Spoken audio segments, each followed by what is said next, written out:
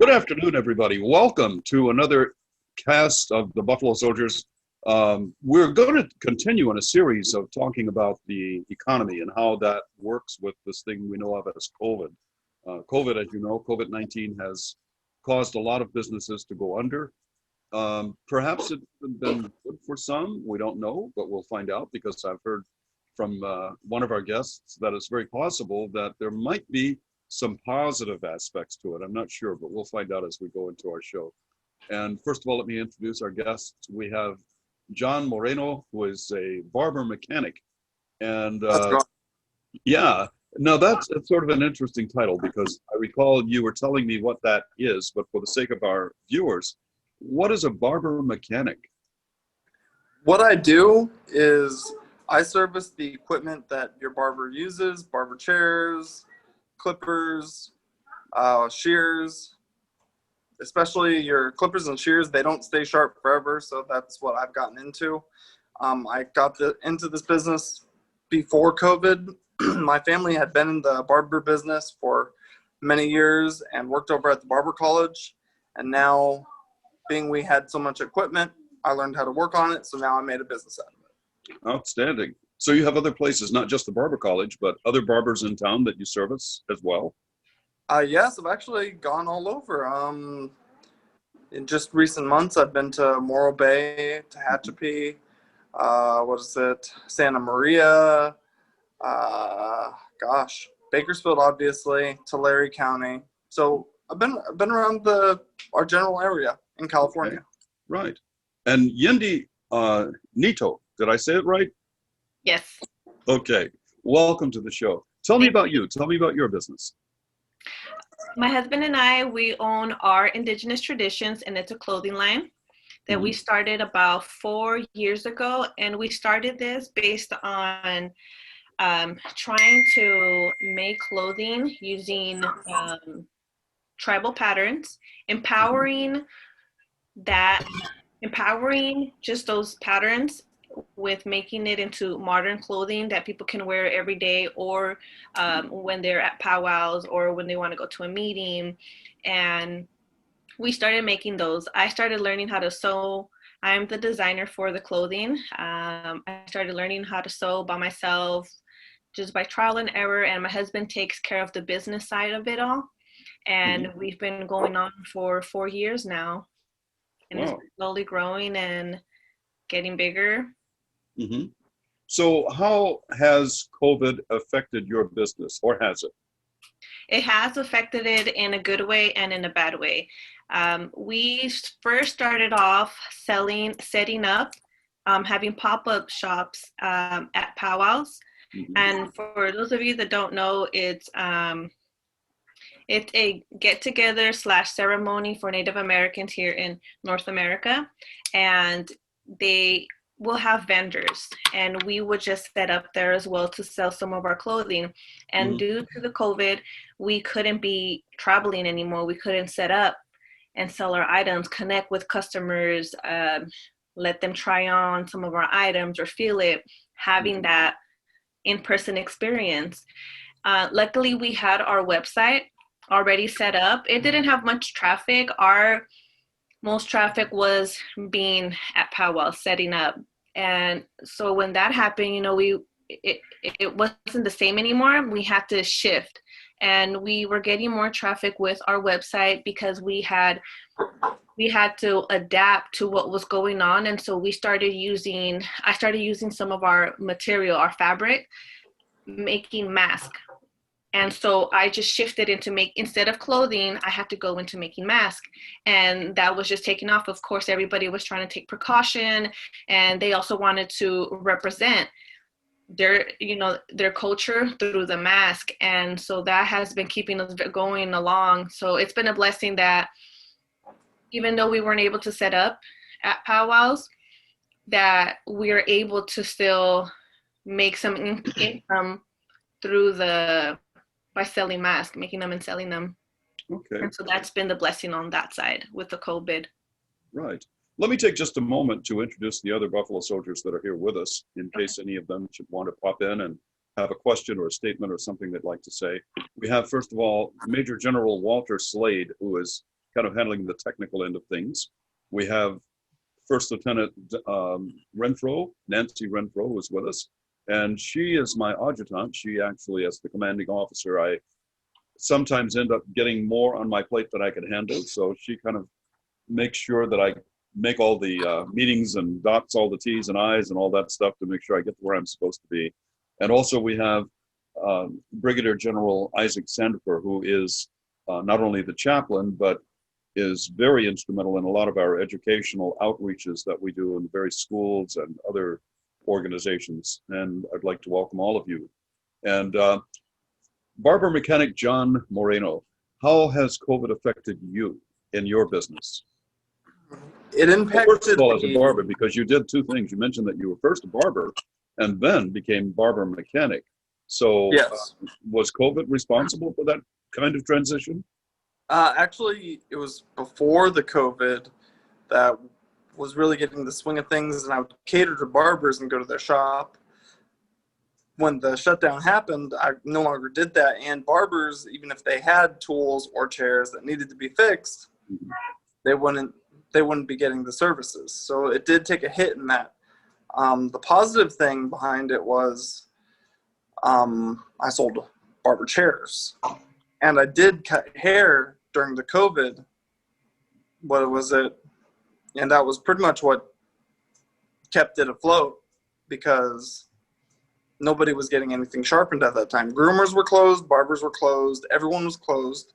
And so the only thing that really was making money was me selling barber chairs and cutting hair. Yeah. You weren't supposed to, but there you go. Well, I mean, I think there's a need, and where there's a need, people seem to find a way. But I mean, in a barbering situation, you're up close and personal with people, and that's how they say the disease is spread. So what precautions did you take to make sure that people who came to get a haircut were safe and that you were safe? Well, and it's crazy because in the first early months, what we did was we did pretty much exactly what we do now. We would clean down the chair with bleach, and we would obviously clean up all of our chairs. We would only have our clients in the room, and that's how we did it. Obviously, we would wear a mask and gloves. Now, that was the kind of thing that we did to start off, and that's exactly what the regulation has you do now. Yes. Except they also added some things like partitions. You have to have curtains, shower curtains or something surrounding the various clients. In shops that don't have over 6 feet of distance in between each other, probably the hardest impact was, especially with barbers and their businesses and shops, a lot of barbers switched from working in shop to working at home. So that was probably the biggest transition. And so a lot of those shops no longer have the barbers in there, and everyone is now stationed at home. And with the threats of a possible another shutdown, that could increase. Right. So Yendi, in your situation, how did COVID affect you in terms of your business? Did you have a facility that people would go to, or do you work online, or have you had to change how you've done that? We didn't have to make much change because I was already working from home. And the only thing that I had to take precaution was when I had to go out to buy material or dropping off packages to the post office. And of course, I was pregnant at that time when it happened, so I had to be extra precautious. And of course, I wasn't leaving home, but the only time was when I had to go buy materials or drop off packages. Did you benefit at all from some of the programs that the federal government instituted, such as providing personal protection equipment or providing funding to help keep you going? Because even though you work out of your home, I'm sure there are still bills. I mean, if you don't make your house payment, if you don't pay your utilities and so on, you may not have had, did you have other employees besides your husband, just you and he? It was just both of us. Okay. We wouldn't have been able to qualify for any of those programs. But luckily we weren't in that, how do I say this? We were okay. You know, we were still being able to pay our bills, and we were maybe struggling just for like the first month or two, but we were able to adjust to, we had savings that helped us out as well. So, you know, we were kind of prepared for the worst, but like I said, we shifted and we adjusted to what was going on. So we were able to keep ourselves going. Right. So you went to the mask production instead of the other items that you were producing. Mhm. So, but how do you sell those? I mean, how do you reach out to the public to let them know that you have them and how they can get them from you? Was that because there again, it's hard if you don't have a store for people to walk by and see a big sign or walk in the door when you're working from your home. How do you get the word out? We already had our social media accounts. We had a Facebook and an Instagram, and we were pretty much giving the information out through there, word of mouth, and just paying for ads that will reach out more people. Mhm. And really, it was just from referrals. Like I would have people tell me, so and so bought me a mask, they're so great, and then they would come over and buy some more or buy it for another relative, and so it would go on like that. Yeah. I would hear it from them. Hmm. Did you have any precautions you had to take in order to keep people from bringing the disease to you when they actually came to get a mask? Did you have to have any kind of protective devices or anything to safeguard yourself and your family? We wouldn't have anybody come in and pick them up. That wasn't like one of our main things. But Okay. if they did, I would put it in a bag and then leave it outside. And then they can just grab it. And I'd be like, okay, you're here. Okay, I'm going to leave it outside and then you can take it. And then Okay. we would take the transaction online, like the payment, we would take it online. Okay. And John, how did you do when it comes to the barbering equipment? I'm sure they couldn't bring you a barber chair. That meant you'd probably have to go to them.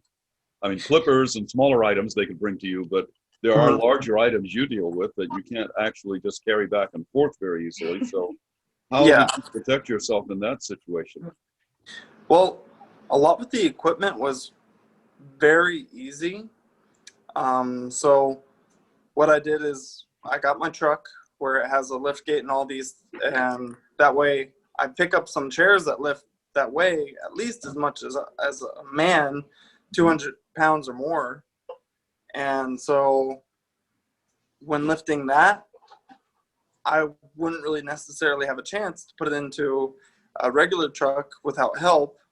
And being I don't always have healthy help, somebody who can come over there and lift up something 100 plus pounds with me, I grabbed a truck that can do so. So I would actually go over to people's houses with chairs, and especially with being precautious, I've had people pay me online, and I've dropped the chair off, pretty much waved at them, put it where I wanted, and said, okay, guys, I'll see you later. So Yendi, how does the future look? I think, we're having a resurgence of COVID, so more people are testing positive. They're going to close things down again. So in fact, I understand that may already have happened, that the order may have come already from Sacramento, that we're back into the purple. We were in the red, which allowed some businesses to open. And because of all of the people that have since contracted the disease, we're now going back a step into the purple, which will close down some of the businesses that formerly had been open. So how will that affect you at all? Luckily, no. Again, like I said, we are working from home, so I was already used to that setting, staying at home, and I take care of the kids as well. I really would only go out to buy the essentials because I was working from home and taking care of the kids, so I would pretty much be home all the time. But as long as the post office is open for us, we are okay. Okay. And John, how does the future look for you as a barber mechanic? This time is actually kind of skeptical. Time to change again. Being businesses are going to close again, and the people I cater to will be, if we have to do a full shutdown where shops, barber college, all that is closed. Again, we're back in the beginning where It's going to be selling chairs, and it's going to be grabbing jobs as they come. So as that, this is a survival stage at that point, and for all barbers, we're kind of in that boat. I really hope that California does not do that. Some barbers will have to change careers, Yeah. and we're already seeing a lot of that. Yeah, you were tied to the barber college as well, which is something people got into to change their career. They may have been doing something else and decided barbering was something they wanted to do. Yeah. And all of a sudden the schools were shut down. And Yes. so now are they looking at changing careers again out of barbering and into something else? I'm going to tell you guys this. The barber college has been very busy. And Tony, you are a client there, so you would. That is true. When's the last time you were in? It's been about 3 weeks. Okay, well, you would know that one, the precautions in line, but two, it's the students are there. Like I was quite, and we don't want to live in fear, but these are very unseen times. Correct. So the fear of not having people pursue such a, at one time and still is, a very lucrative career is, it strikes fear because it's been my family since the 50s. Right. Mm-hmm. So we're hoping that it overpasses soon, that we're able to continue going, that we don't have to change too much. But at the same time, we have to prepare for the worst case scenario. Sure. Now, people have gone to the barber college and still go to the barber college and still pursue this career knowing that they can go on their own. Mm-hmm. And I'm hoping that people still pursue that. And if they needed to change path, I hope they are able to do so in a smooth fashion. Right. Yendi, are you able to continue on? And is the future bright, dim? How does it look? I can still continue on, but one of the things that, depending on with this lockdown, if they're going to continue with it, it just reminded me of what I had to go through at the beginning of the lockdown, is that where I was getting my supplies from LA, and when the first lockdown happened, all the stores were closed. I wasn't ready for the beginning of this, when how high demanding the masks were, that I had ran out of fabric, and I tried to go over there and buy some more, but all the stores were shut down. And if you didn't know what stores to go to already, if you didn't have your location that you go to already, or knew the owners, it would have been really hard for you to find your fabric. What I was doing is calling the stores that I would go to, and I would ask them, I'm like, hey, are you guys open, or what are you guys doing right now? And it was really hard to get in. They would take us in, but one person at a time or two customers at a time, and they would let us take turns to go into the store. Supplies was really was very short on everything, and finding everything was very hard. But I would get out there. I would try to find everything, still taking precaution within myself, but I would try really hard to go look for things that I needed. And now, from hearing that there may be another one, because I already know where to go and what to do, I'm going to try to get as much as I can before the lockdown happens again, because now I'm just prepared. I know what to expect. I know where to go, and where I could get these items quick. And so I can just hang on to them here and just go, just produce them as I go, and then just dropping them off at the post office. So hopefully the stores still stay open by the time I'm able to go back again, and I'm able to still keep producing some more. But if I'm not able to get supplies, then that's the only thing that will stop us from continuing, is if I'm still able to get supplies, which is just the fabric and the elastics are the main things. And so I'm just going to try to stock up on all those things before this lockdown happened, because again, we don't know how they're going to take effect on the stores in LA, and how much restriction as the customers will have to go into these stores. Because Yeah, the first time around, it was really hard. They would only let one people in, or the stores were closed. You'll have people in the corners selling elastics, like just yard at a time. They wouldn't sell them by the rolls. And sometimes it would be a little bit more expensive because you're buying it in pieces. Hmm. And I mean, everyone was just trying to fend for themselves and trying to still make money. And I understood it. On top of not being able to find things easily, the prices were being cranked up. And unfortunately, I had to do the same thing too, raise up the prices because it was costing me more.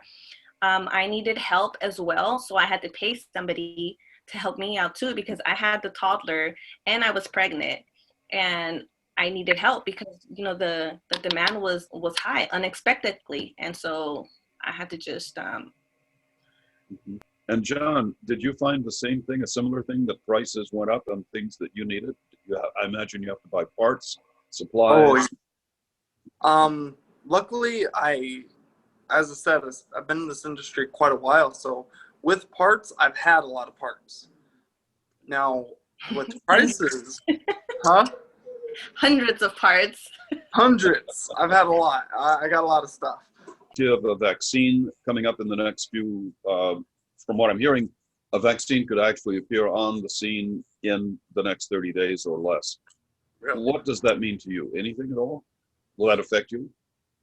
I mean, if it meant for us to get back to work, because a lot of us in this industry, like we deal with a lot of people, and we also, this is our livelihood, that would be very important for us to not only get the vaccine, it would show more proof to, hey, we're here, we're doing what we need to be open. Mhm. And that would just, again, push the whole entire agenda of we are ready to go back to work. Yeah. And Ready Yendi, to have our business working. how would a vaccine affect you and your operation and your customers? If there is one that comes out, let's say within the next 30 days or so, that becomes available to people, how would that affect you? I don't know. I wouldn't see. I'm very, I don't know, because luckily we work from home. If the customers were to take the shot, I mean, I don't know what the effects could be. That What are was, your concerns? Are you concerned that if they get the vaccine, that they may also get the virus? Or what are you worried about? they might have a bad effect on it, Mhm. and they might get the virus. Mhm. And John, do you have any concerns about how the virus how effective it will be, or how dangerous it may be? I mean, because there are people on both sides of the issue. Some say, I'll get it as soon as Dr. Fauci takes it. Or some say, I don't care what happens, I'm not touching it. And then others are saying, I'll be the first one in the line. So how do you think people will respond? Now I'm one of those people who was grew up not going to the hospital often. Now, that also being said, this is important to be healthy. Mhm. And so I would be, of course, I would want to get a vaccine. My again, drawbacks is obviously people are going to have bad reaction to it.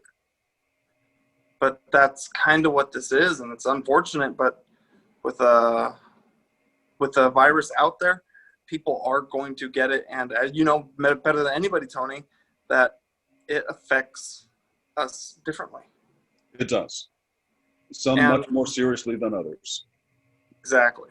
And Yendi, when you go out to get your materials, and I imagine at that point you have to go in the store as opposed to being able to do it by mail, are you concerned about how the people that you encounter in purchasing something, like John said, several people may have come by and touched that very same item. They might have sneezed in the store 10 minutes before you came in, and there's mist in the air that carries the virus, and you can't see it, smell it, taste it, but it gets on you.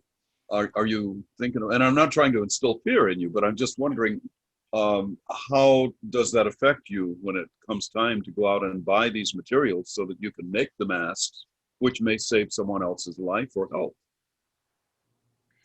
Like we did the first time, what we were doing is, of course, have the mask on, carry hand sanitizers with us. And anytime we would bring something into the home, and at this time I was staying at my mom's house because it was closer to LA, and to get the materials, I was just able to go right away. What we were doing at my mom's house is anytime anything came in, we would spray it down or wash it. Just clean everything down before we will handle it. And of course, because we had my daughter at that time, we had like this system where somebody would unload it in the back of the house, then somebody would bring it in, somebody would clean it, and then we can carry on and do what we need to do with the items, having to be with fabric or scissors or chalk, even with groceries. That's what we were doing. And so we were, with me and my siblings and my family, we were already into like, if something isn't clean, we need to clean it right away. And so luckily it didn't fully affect us mentally, because we already knew what to do and we just needed to up it up a notch, have a routine of what to do, and we would just carry it on. I mean, we would kind of freak ourselves out sometimes. We're like, oh, you went outside, now you gotta take off the clothes or change your clothes or go shower. If you were by somebody, if you went to the groceries, the person would go straight into the shower and put their clothes to wash, or, you know, just put it in the hamper. But then we would just get back to that, you know, just bring it back up a notch, because we are pretty precautious, and we just have to get back to it. And like I said, luckily it didn't affect us mentally as bad as I know other people, it has affected them. But we just knew as long as we try to take precaution as much as we can and limit our trips to go out, then it would help us out. But I had to start buying in bulk, bigger bulk, so we would go out less. I couldn't just go buy one thing and then come back. I needed to be smart about my fabric, my supply runs. So when you're buying a mask, when your customers are buying a mask, have any of them voiced any requests as to how they would like to see you make sure there is nothing on that mask that somehow inadvertently, accidentally got on it during the manufacturing process? We take precaution. I think maybe because people see, we share this on social media. We share some of our personal information too. Like people know that we have kids. So I think to them that automatically lets them know, like, okay, they have kids, they're going to take precaution, or they're going to be, you know, they're not just going to be going out or buying things. You know, it's not just my husband and I. We have kids as well, so we would be taking precaution, and we do. And so I think that helps our customers know, by us having kids, that we would take that precaution. Because now that I think about it, I haven't had anybody ask me, you know, like, is your area clean, or who's coming over, or nothing requested in that way. Well, that's good, because that says that they trust you and they know that you have some procedures in place already. So they're feeling good about purchasing your product and being in close proximity with you. So John, and same question, I guess, when it comes to equipment that it's touching a person. You're talking about clippers, razors that you sharpen. Has anybody made a specific request, or is there some specific thing you do to make sure that they're okay? No, but the state has. And what happens is we study, before in barbering, I was an instructor at the Barber College. We study the porosity of certain items, meaning, just like how you said, where cloth will obviously have the virus longer than a piece of metal, a piece of polished and clear-coated wood. Those items have been sealed. They are not as porous. Now, so going forward, leather is porous. Upholstery is porous. So I have to have and buy a certain cleaner to use as a barber to clean these items. Now, this certain cleanser was already available. Didn't change it at all. It's an EPA registered disinfectant. Your Barbicide, your Marvicide, your it has a fungicide. It has Vericide. It has, anyway, it'll name what it disinfects.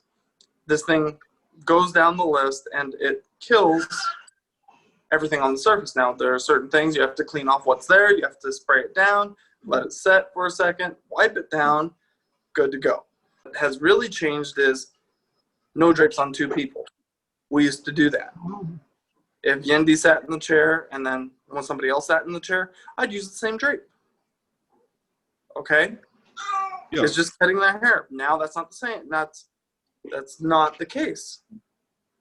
So the state either says you get a drape per each client, or you get some barbers get trash bags. It works great. Trash bags, rip a hole in it, put it on their client, cut them like that, throw that trash bag away, clean the chair, next client.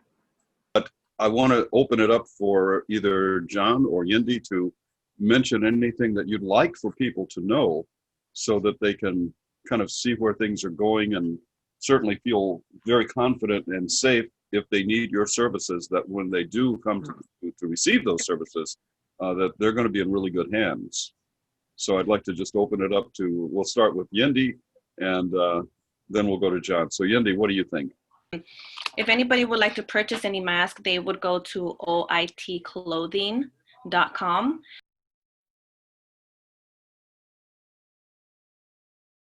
And we were even featured in Cosmopolitan website and listing us as one of the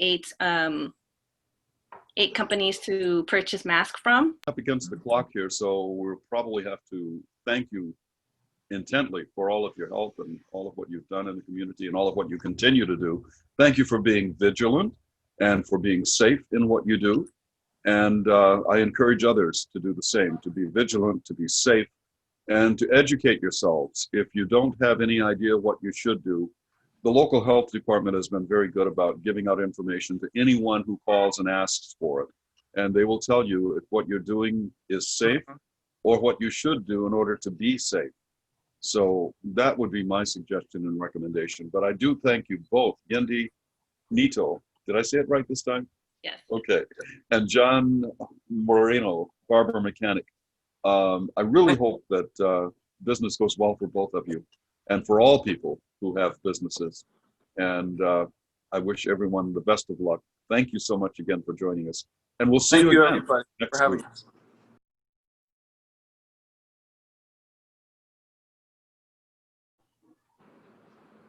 No problem. Okay, is that Hey, that's it. That's a wrap. Yep. that's I a think wrap? we're, That's okay, the we're good. show? Okay, thank you again for having us.